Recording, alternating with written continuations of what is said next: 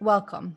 For those of you who might be new here or who don't know me, I'm Eva Beronius, and I run the self-mastery community together with Gary Van Vormerdam. And my passion and what I do is help guiding people through deep personal transformation journeys. And that happens through courses and masterminds here in the community, and also through individual coaching. So I'm going to just make sure that I'm muting everyone for now. And this weekly live session that happens here on Tuesdays, that's new since last week, is where I'm trying out recording the Uncover You podcast that I just started. And I'll first share around this week's topic, which is around boundaries and self-love, and how self-love, connecting with self-love, will change how you set boundaries and how you relate with other people. So I'll share around that topic first, and you're welcome to write your questions in the chat, and I'll get to at least a few of them towards the end. So just write them down there as they show up for you, and I'll get to some of them after. And we'll be going for 30, maybe 40 minutes if we got a lot of good juicy questions in there. So let's look under the hood of a question that I get quite often. And the question is, how do I learn to set boundaries with other people? And there's no problem with the question itself. I encourage us to ask ourselves that question. But often it's asked from the perspective that we need some new skill to deal with an external situation. And that's half true. It is about an external situation. But in this episode, I invite you to go deeper and look at the structures that might be hiding in your unconscious. And I think there might be a moment of marvel where we can marvel together at how our external world and the relationships that we have with others often seem to match our inside world of beliefs and how our inner parts are relating to each other. So to get started, I want to talk about a few situations. They might not cover everything, but those are some common ones. Some situations where we often feel that we lack boundaries, or if we lack boundaries, those are the situations that we often find ourselves in. And where it almost seems impossible to ourselves to set those boundaries or to stick with them. So if this is you, you might, for example, experience someone only relating and connecting with you on their terms. So they might be showing up or walking away on their terms, and they set the conditions for how the relationship should work and be run. And when you try to set conditions or ask for what you need or want, that might be rejected or dismissed in some way. So in this situation, you often end up feeling not seen and respected. And often it feeds that feeling of unworthiness and feeling dismissed. Another situation might be purely abusive relationships where you know that your boundaries are being crossed again and again, whether it's verbally or emotionally or physically, but you find yourself keep returning to that relationship or not being able to separate out from it. And this often brings up a deep shame inside of us, because we're seeing with a part of our minds that this is not a good situation to be in. This is not how I want to be treated. And we start forming the belief that it must be something wrong with us for staying in the situation. that we're not able to walk away. So we feel there's something wrong for us for not standing up for ourselves, and we often feel ashamed about this. Another situation might be that you're having difficulty with saying no to others when they ask for help. It might be something with something practical or emotional support, something that you're good at and that people kind of want from you and that they value. But there's a hard time with balancing those requests for others with your own needs and with your own schedule or your family. So you end up giving this away and end up juggling, just fitting this into your schedule or even overcommitting. So now you probably end up making commitments, making promises that you can't keep, and you end up doing the same thing that you were trying to avoid, disappoint people. So that's often what drives, like, I shouldn't say no, you don't want to disappoint them, but you end up in a situation where you've said yes to so many things, you feel overwhelmed, and now you end up disappointing anyway. So often here we just kind of feel defeated and like we're running behind a train and trying to catch up. And often when it gets too far, we just want to give up and kind of hide away from the world because we can't stand that feeling of disappointing someone else. And then another situation that I want to mention is various forms of codependency. So that's where you feel that like different degrees on responsibility for someone else's emotional state. So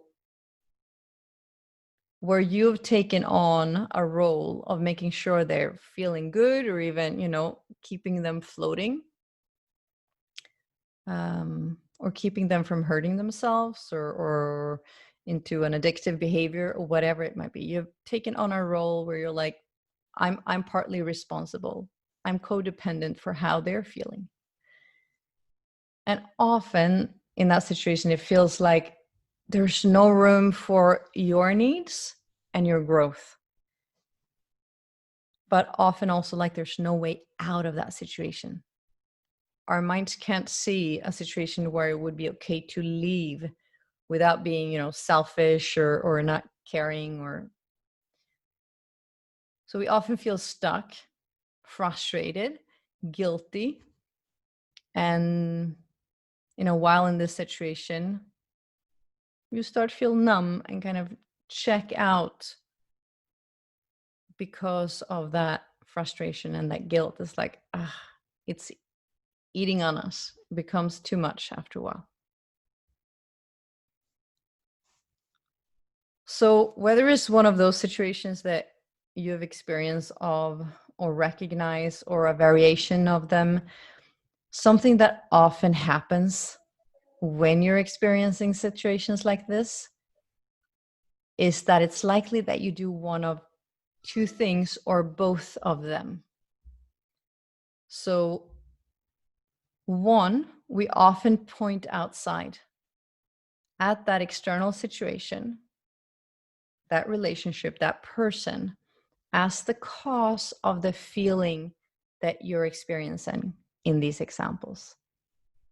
The frustration, the guilt, the shame, feeling defeated, whatever it is. We're looking at the situation and we're saying that situation is causing this emotion that I'm having. That's number one. And number two is that we often also blame and judge ourselves for not doing something different. Like, here I am again. I'm doing the same thing. And a part of our mind can see this. So we point outside and say that's the reason for emotions. And we're blaming and judging ourselves for repeating the pattern. And this is, of course, a bit of a pickle because now you're torn between blaming something outside and judging yourself. And in that, we often get stuck. Is the problem there or is it here? and nothing seems like a good solution from there.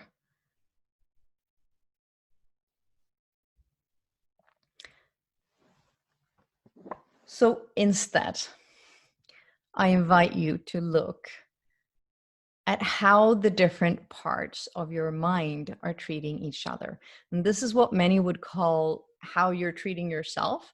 And I find it helpful to be even more specific and call it for what it is: unconscious aspects of yourself relating to other aspects of yourself while you're in their perspective. So this is what we in the self-mastery work call characters or parts of your unconscious mind.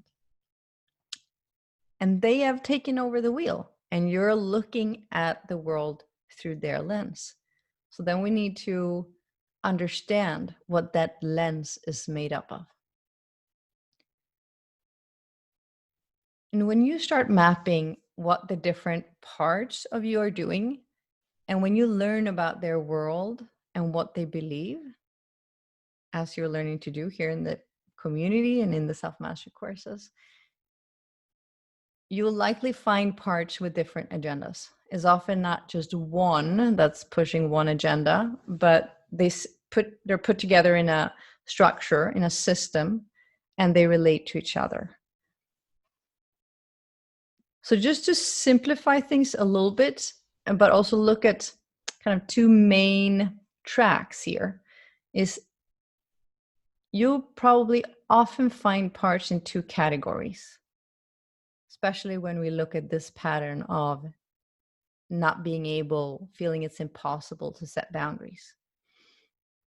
And the first category is you'll probably find parts that don't feel they deserve to be loved. And number two, the second category is parts that are getting something out of keeping the current structure the way that it is. So number one, with the parts that don't feel deserving, that's often a more obvious one and one that's more spoken about. While number two, the parts that are getting something out of it, might give you some surprises and new realizations. So let's look at both of them a little more closely. So first, the parts that don't feel they deserve to be loved. Those are those hurt inner parts that holds beliefs about being unworthy or bad, not deserving, unlovable. And they often also feel they don't deserve to have a voice, to express, to take up place. So they're often like suppressed and kind of muted inside of us. Often referred to as our wounded children, or exiles if you've done any internal family systems that also talks about parts, internal parts. They often carry a lot of pain, a lot of hurt, and they get covered up, and their emotions get covered up by other parts to protect us from feeling that uncomfortable emotion of pain. So there's uncomfortableness to these other parts of feeling that pain that hurt child is feeling. So let's distract, let's find a way of managing them, let's find a way to switch out of them. So that's the first category that you probably will find parts in when you go in to look and inventory what might be going on.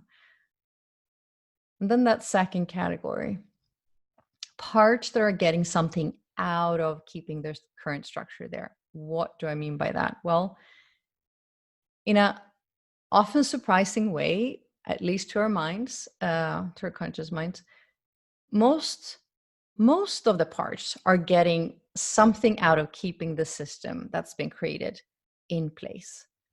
Like kind of in a general way, like even the hurt parts are getting something out of it, because imagine that this is their whole world that they've created around these beliefs that they're unworthy. That's like that. It's all they know.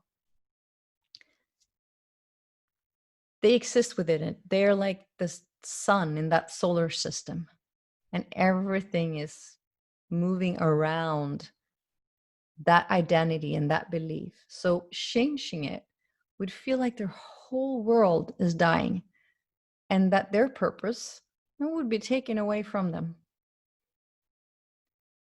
So that's kind of the general idea, like, okay, they're getting something out of keeping their world because it is their whole world and they don't know how to exist outside of it, without it. But there are some more specific structures and parts that you can keep an eye open for when you look for these parts that are getting something out of it. And yeah, there are, for example, protector parts that don't want to lose their job in protecting from the pain that's underneath. Because one, they believe that the pain is bad. We shouldn't be feeling that. Something bad is going to come out of that. And they've only often learned one way of protecting from it, like in their way, solving it. That's all they know because that's all they learned. So they don't have any options. They don't know of any other options. So they believe that you really need them. They believe there's no other way of getting this job done and that they need to stay. So they're like, we can't lose our job. You need us. This needs to stay. We're getting something out of this. So, and there's also an aspect that current structure is safe. Even if it's uncomfortable, and even if other parts are, complaining about it and we can't have it this way, it's still safe because that's something that's known. These parts don't know what might happen if we start saying no to people, or if we set boundaries. Will we be rejected? Will we be violated? Will something dangerous happen? So to them, it seems better to stick with what they know than stepping into the unknown and do something that might be dangerous. And then there are parts that actually enjoy the feeling of unworthiness, of shame, of embarrassment. Might seem surprising, but your unconscious is way more, how do I put it, queer or diverse than our conscious mind wants to admit to. And that's, of course, where the problem lays, because these parts that are finding some kind of pleasure in feeling pain or even inflicting pain onto others, they've often been buried so deep inside of our unconscious, because our thinking mind, our conscious mind, is like, we can't have that. That means we're a bad person. That's not good sociable behavior. We won't be allowed in the tribe. We won't make any friends. So those parts that are actually finding enjoyment in feeling unworthy or feeling pain, they'll often be shut down and suppressed deep down in our unconscious, where they will stay and, of course, impact our lives and our relationships because they are not seen. So now they're operating in the darkness. So just to make an example out of this that might be a little more tangible and also to have a little fun with it, let's look at the fairy tale of Cinderella as an example. So, the story of Cinderella, there are many versions of it, but she lives with her evil stepmother and stepsisters in some of these versions. And they're treating her like their worker, like their slave. They've taken away her beautiful clothes. They are taking away her right to kind of live and be in her house. And they're just making sure that she's working for them so that they can have the princess life that they want.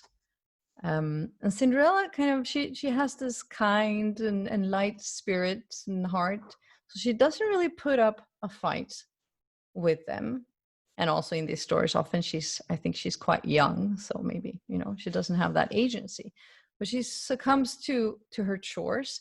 And in a way, she finds a bit of a pleasure in them. She's like working hard and making it, perfecting them. And she's singing while she's working, and she's making these connections with the animals and the birds around the house. But she has a part that dreams of a different life, dreaming of something else that might be possible for her. That dance, that ball at the castle, for example. And like I mentioned, there are many different versions of this folk tale, but let's imagine, just for the sake of this example, that Cinderella was a little older at this point, and maybe she'd grown somewhat bitter about her situation. So she's secretly blaming her stepfamily for the life that she has. She might not be that lighthearted all the time, but she has moments where she's like, those people, they have made my life into a living hell.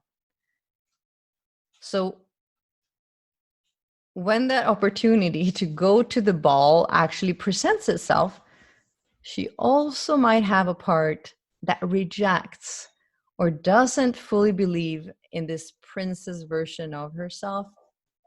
We can play with that symbolism of that princess image kind of just crumbles by midnight, and she runs away from the prince and the castle while her gown is turning back into her old rags. So it's really, a part of herself rejecting and not believing in that image, and that makes it crumble. So as far as I know, Cinderella didn't make an inventory of her unconscious parts, but let's take a wild guess at what could have been going on in the dark of her basement. So, of her unconscious. If the Cinderella version I describe would make an inventory, she might find something along the lines of a part of herself that doesn't feel loved. And that's the part that kind of believes in the version that are playing out around her. She's like, yeah, that matches with that. That matches what I'm feeling inside. And B, a part of herself that rejects the hurt part's feelings. So we often have a part that rejects our hurt parts. We're like, that shouldn't be here. So the hurt part is not heard, is not allowed to express what it's feeling.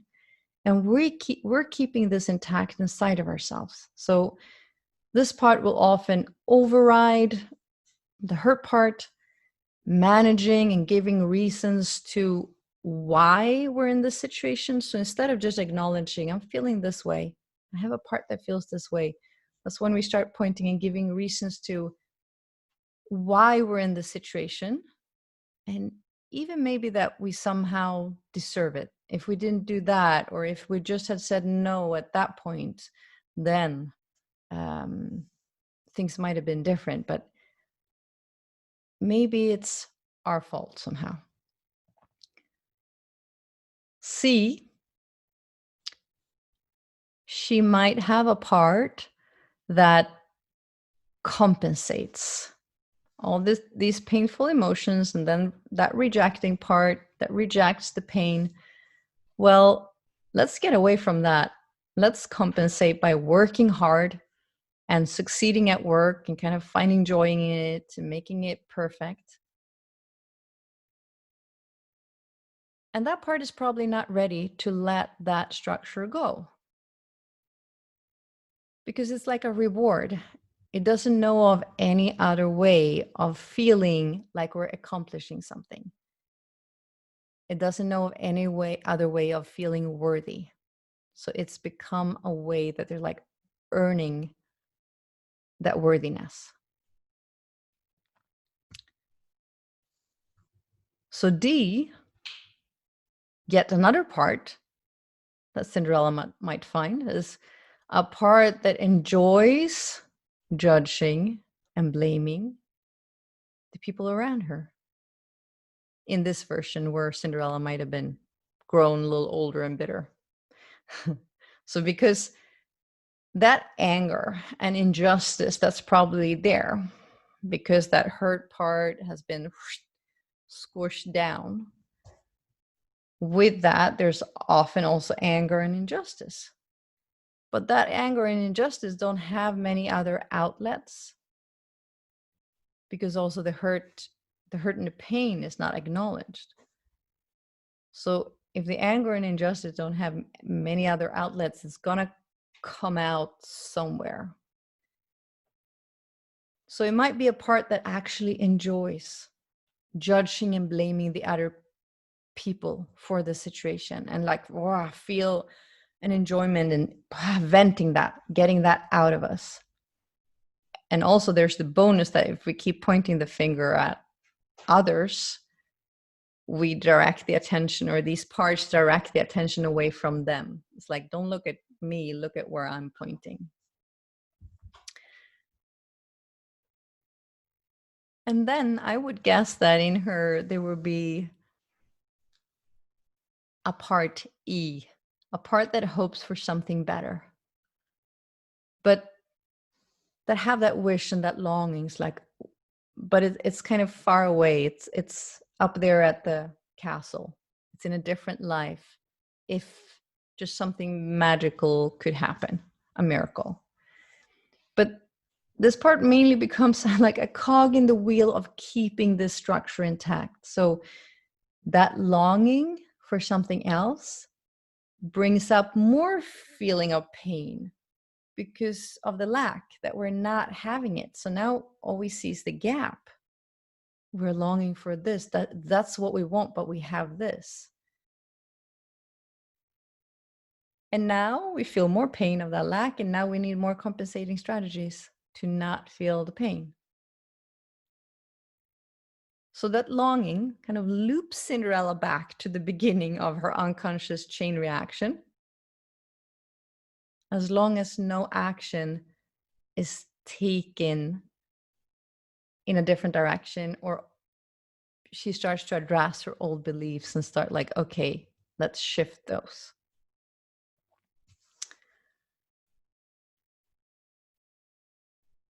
And often none of these parts, like we mentioned, truly believes that anything else is possible,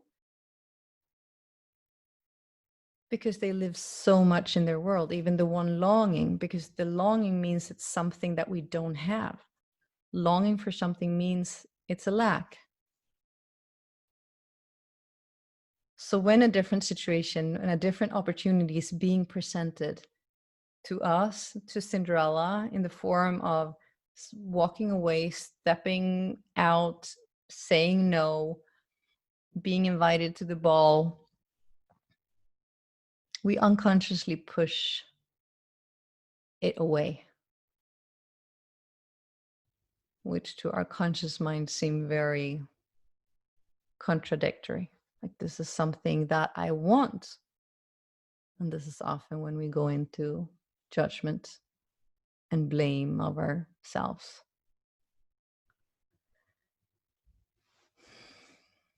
So instead of being stuck in this loop, what do we do? If you really want to change your way of relating to others and grow those skills in setting boundaries, I encourage you to start with changing the relationships inside of yourself. That does not mean that I'm telling you to not step out of an abusive relationship or something where you're not in a good situation. Not at all. But if you find yourself in a situation like that again and again, and you're not kind of able to step out of it or change that behavior or change the situation, then go in and look at the relationship that the parts of your mind are having with each other. And once you've changed internally, what seemed like a struggle, setting those boundaries in relation to others, will go much easier.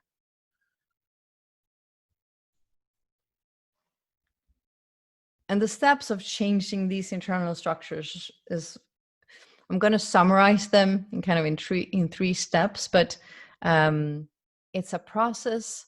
It's a skill building process where you over time get better at these things. So it's not something that you go do 1, 2, 3. But to summarize them, first, you need somewhere else to relate to this whole internal structure from than inside of it, because you've been inside the perspective of it. So you need to learn, first of all, how to step out to the observer, to that point of view of the observer of this structure. Observe the patterns from outside of them. And that's something that you'll practice over time. It does not happen in one single go. And then when you do that, now you can start connecting with these unconscious parts and learn the skills to allow them to release the emotions that they are carrying, because it's the emotions that are holding the belief that they have. And now you're a big step closer to accepting and loving these parts than you were before, because you're relating to them outside of their worlds, their solar systems that are very one-sided. They only see one single thing in there, and that's the belief that they've been living by. Because that self-love and self-care, it lives inside of you already. And it's more about learning to connect with it than learning self-love itself. Self-love is there. Learn to connect with it by removing these other parts in the way. And now, both caring for these parts and having compassion for them, and in caring for yourself and your body and everything that's part of your being, will just grow. So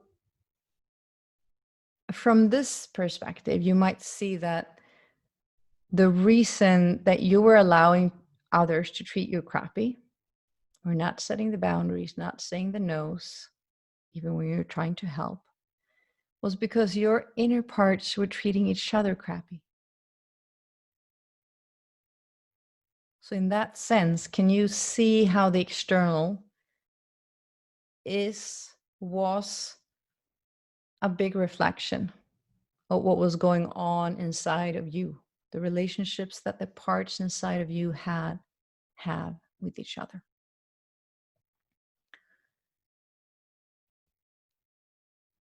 And when you start to connect with that natural self-love that resides inside of you, and it's just waiting to be discovered, it's waiting there for you, a quite magical and in a way also very logical thing will happen. Like that investment in the old pattern that you've been making, it's gone. Those beliefs that were directing your investment into that pattern, they're gone. So making other decisions, saying no, walking away, setting up your own conditions and boundaries for a relationship will feel possible all of a sudden, because you've changed the beliefs underneath. So that might appear as, it might look like a lack of interest in the past drama that you were so invested in. All of a sudden, there's just no interest in keep doing it. And you might let go of that relationship. Or you might change the conditions for it if the other person is willing to go there with you. Or maybe suddenly it makes total sense and it's easy to say no, because you feel that your own stress level and you want to take care of you. It just comes very much more natural. You don't want to add more to your plate because you care about yourself. So what seemed impossible before with the old belief structures, suddenly it's natural. So you start recognizing often at this point that a no to others can be a yes to yourself. And the only person to take the best care of you is you. So simply because there are no unconscious structures in the way of feeling that love and care for yourself anymore, they're gone. So the self-love and the care for yourself is there. And those structures and those beliefs, they fall apart because they were all lies to begin with.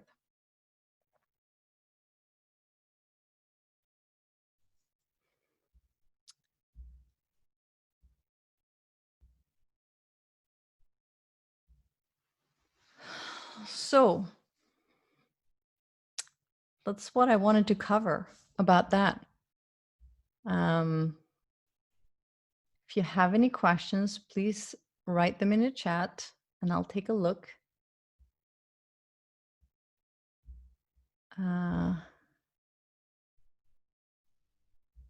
Let me know if that resonated, if you recognized it, if there are other situations that you're in that you're like, I wonder what's going on here.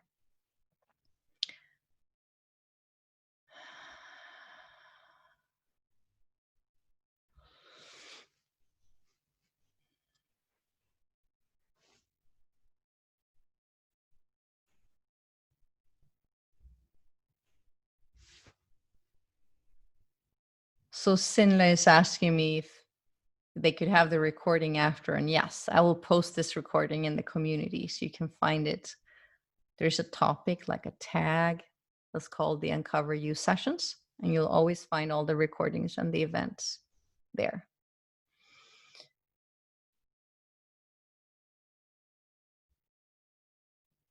Yeah.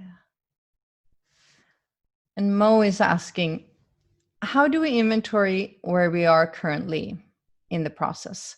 Sometimes I sense I'm further along than I allow myself to recognize.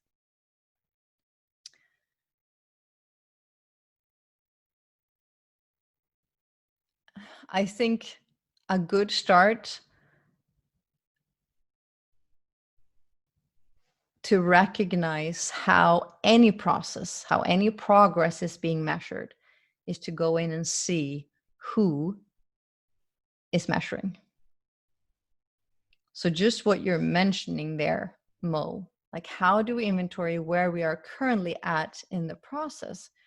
Well, maybe a better question to start with is like, who wants to measure my process? Who is it important to? And who is currently in charge of that process, of the measuring? So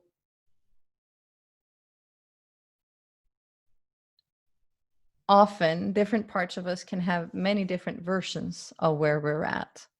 Yeah, the judge has one version, our hero has another, our spiritual evolved selves have a third version. So I would invite you, Mo, to do a little bit of an inventory of the parts that they believe they have an answer to that question.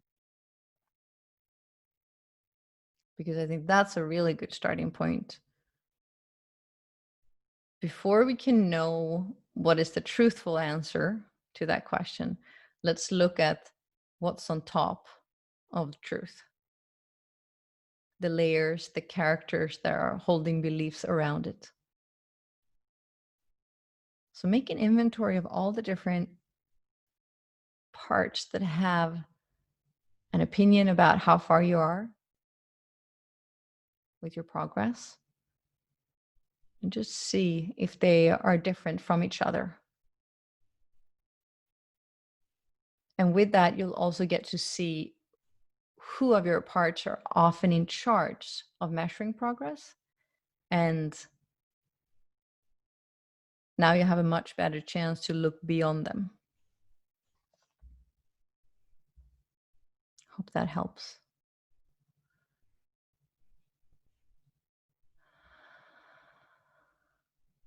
And Ed is saying it resonated. As a matter of fact, I just went through this and resolved it. It's beautiful. And more people are saying, chiming in, Eddie.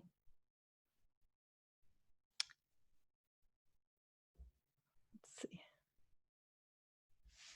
Norm is asking, the biggest challenge for me is to address overwhelming fear to open a conversation brought on by a history of failed attempts to stand my ground in a relationship. I quickly disintegrate into anger and become unable to think a straight line. I end up embarrassing myself for yelling and feeling a need to apologize for my behavior. And I end up taking responsibility for the failed effort to make change in the relationship. Is this a common experience? It sounds like a very smart structure from what I'm reading in your question. Because there is a part that have something that they want addressed. And maybe it's from integrity, or maybe other parts are involved also. But there is something there that wants to be addressed, that wants to be expressed. But then it sounds like there's a villain or a part that has a lot of unresolved emotions that kind of take the opportunity to come out and, get really angry. Or maybe it's a protector part that's scared that their boundaries will be, crossed again. So they're coming in with this anger to begin with, like for all the injustice that has happened all these other times. And now another part is seeing like this is not okay behavior, this anger. We're not doing a great job here. And now they're like backing off from the whole situation. And like what you described, embarrassment, needing to apologize. So it seems like a very smart, let's keep the structure in place loop. And our unconscious is full of these smart loops. Often the way out of this is like 1, map inventorying, but 2 is to get to the emotions that are stored. If there's a lot of anger that's stored for all the injustice, finding other outlets for it, releasing it in might take weeks and time of boxing into, at a tree in the forest or whatever it is that we can help us get that out. Because when you can start separate the emotion out from the actual situations that are happening now, like the past emotion with the actual situations that are happening now, and both are allowed. Like, no, we're not going to suppress the emotion. The emotion is allowed to come out, but it doesn't have to be related to this situation in particular, but that emotion will take that opportunity to express itself. So starting to separate this out, and it will probably not be anything that's just solved overnight because you're like, oh, now I see how it's working. No, it's about allowing the emotion to be released.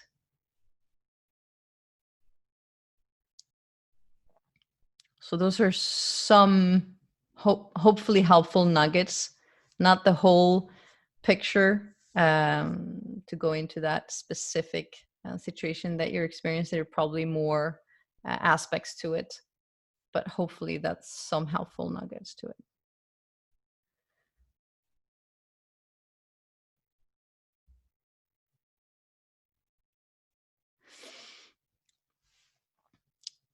Christiana is asking, I just realized I'm Cinderella.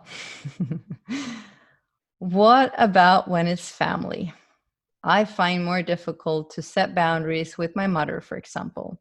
I always felt responsible for her, especially now that she's 72. Yes, this is a common situation, especially when our parents grow older and we feel this responsibility to take care of them, but we have unresolved emotions with them. And and as they grow older, they might move into dementia or Alzheimer's, and now it's even hard to have a good conversation with them, and it becomes even more challenging because their emotional outbursts might be bigger. So now we're dealing with our parents as children in a way. So I would say it's the same approach here. Yes, it will be challenging when it's family, and especially if we live under the same roof as them and we're taking care of them and we have the part that feel the responsibility for that and might be shaming and judging us for not really wanting to take care of them, But again, it's parts and aspects of our unconscious that are relating to each other. And again, the more you can step out into the observer perspective of them, start mapping them, and allow for the emotions to release that has been held with the hurt parts, the angry protector parts, and what else might be going on in layers on top of the hurt and the pain. So I would say again, even if you might not be able to get to the situation itself, the situation might be what it is for a while ahead, but you can work on how your parts are relating to each other. And that will give you new perspectives. And that will also give you new ways of relating to your mom in this case. So I would say you could listen to this again, or if you feel ready, go sit and make a little inventory and see what kind of parts you're finding in these categories. Parts that feel hurt and parts that are getting something out of actually keeping the structure intact. And see what you find.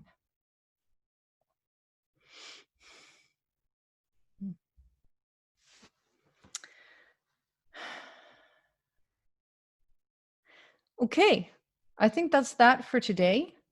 And we can keep this discussion going. So I will be posting this episode, this recording, as a post in the community. And then if you have more questions and want to discuss this specific topic with each other, keep doing that in the comments of that post, because I think this is the power of community, to keep doing this together and learn from each other.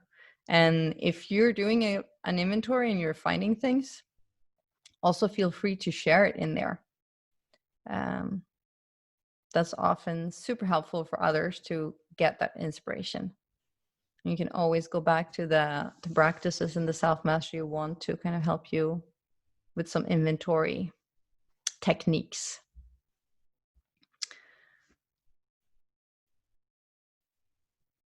Thank you so much for showing up. Thank you for letting me share this with you, and I'll see you soon again.